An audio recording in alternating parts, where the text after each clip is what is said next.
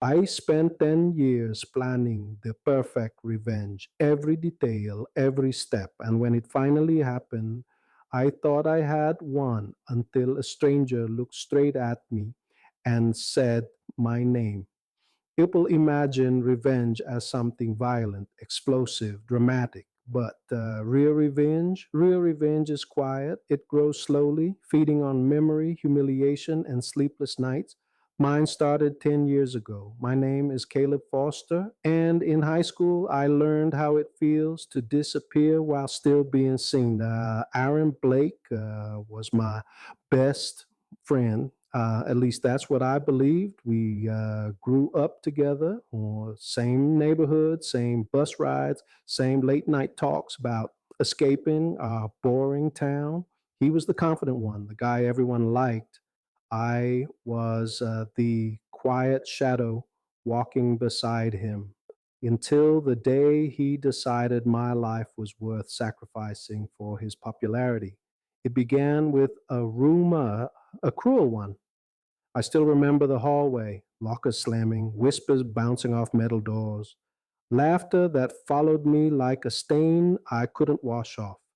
Someone had spread a story about me, something embarrassing, something deeply personal, something only Aaron knew. I denied it. Of course I did, but high school doesn't care about truth, only entertainment.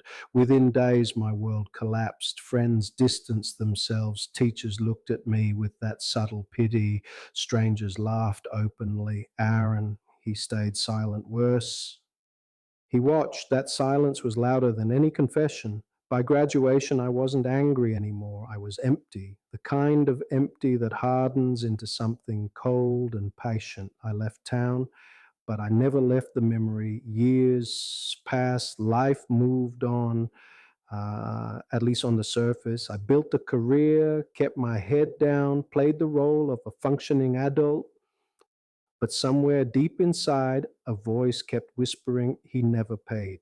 Then one night, scrolling through social media, I saw him, Aaron Blake, successful, smiling, surrounded by friends, posting motivational quotes like he had conquered life itself. And something inside me woke up, not rage, not jealousy, purpose. I didn't rush. Revenge isn't fast food, it's slow cooking. I studied his life the way a detective studies a case, his job, his habits, his weaknesses, his pride. The opportunity arrived when our paths crossed again at a business conference. Fate has a twisted sense of humor. He didn't recognize me at first. Why would he? High school Caleb was forgettable. But adult Caleb, different posture, different voice, different presence. When recognition finally flickered in his eyes, it was followed by guilt, that brief tightening of the jaw, the forced smile. Caleb, wow, it's been years, years, like nothing had happened, like he hadn't detonated my teenage life for a few laughs. We talked, or rather, he talked, way about success, growth, maturity. He even apologized casually, comfortably, like mentioning bad weather from a long forgotten trip. I was young, man, stupid. You know how it was. Oh, I knew. And that's when I decided not to destroy him loudly, but perfectly. Over the following weeks, I inserted myself into his world, reconnected, rebuilt trust, became the old friend who understood him better than anyone else. People underestimate patience, especially when it smiles politely. I learned his secrets, financial risks he never told his partners about, deals balanced on fragile lies, a reputation built on carefully hidden cracks. And then I pulled one thread, just one. Emails forwarded anonymously, questions raised subtly, doubts planted in exactly the right minds. No accusations, no drama, just truth delivered strategically. Watching his world unravel was surreal. The tension in his voice, the panic behind his eyes, the desperate attempts to control the damage, it was happening slowly, inevitably. The man who once watched me drown in humiliation was now gasping for air in his own collapse. And when everything finally fell apart, job lost, partnerships broken, image shattered, I felt something I hadn't felt in a decade. Relief, closure, victory, or so I thought, because revenge has a way of demanding a final scene. One evening, as I walked home, still intoxicated by my silent triumph, I noticed someone standing across the street, a stranger. He wasn't threatening, just waiting. As I approached, he stepped forward calmly, his expression unreadable. Caleb Foster. My blood froze. I had never seen this man before. I'm sorry, I asked, my voice suddenly fragile. He tilted his head slightly, studying me with unsettling familiarity. You really don't recognize consequences when they're standing right in front of you, do you?